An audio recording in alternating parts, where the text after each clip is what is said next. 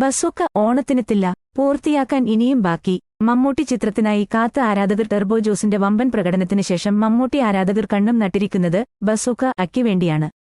കല്ലൂര ഡെന്നിസിന്റെ മകന് ഡിനോ ഡെന്നിസ് ആദ്യമായി സംവിധാനം ചെയ്യുന്ന ചിത്രം ഓണം റിലീസായി എത്തുമെന്ന് നാളുകൾക്ക് മുൻപ് അഭ്യൂഹങ്ങൾ എത്തിയിരുന്നുവെങ്കിലും ഇക്കാര്യത്തിൽ ഔദ്യോഗിക പ്രഖ്യാപനം ഇതുവരെ എത്തിയിരുന്നില്ല.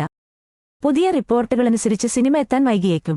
സിനിമയുടെ ചിത്രീകരണം പൂർത്തിയാക്കിയിട്ടില്ല എന്ന് OTT പ്ലേ റിപ്പോർട്ട് ചെയ്യുന്നു.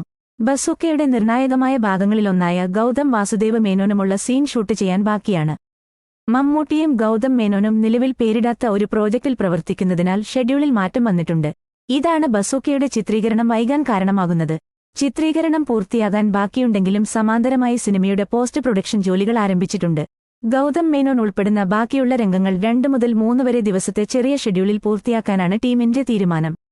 എന്നിരുന്നാലും നിലവിലെ സാഹചര്യങ്ങൾ കണക്കിലെടുത്താൽ ഓണം റിലീസായി ബസൂക്ക തിയേറ്ററുകളിൽ എത്താനുള്ള സാധ്യത വളരെ കുറവാണ്. അതേസമയം ഗൗതം മേനോൻ മമ്മൂട്ടിയെ നായകനാക്കി മലയാളത്തിൽ ആദ്യമായി സംവിധാനം ചെയ്യുന്ന ചിത്രത്തിന്റെ തയ്യാറെടുപ്പിലാണ്.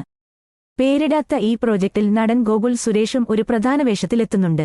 ഷെർലക്ക് ഹോംസ് സ്റ്റൈൽ ഇൻവെസ്റ്റിഗേറ്ററായി മമ്മൂട്ടി എത്തുമെന്നാണ് പ്രതീക്ഷിക്കുന്നത്.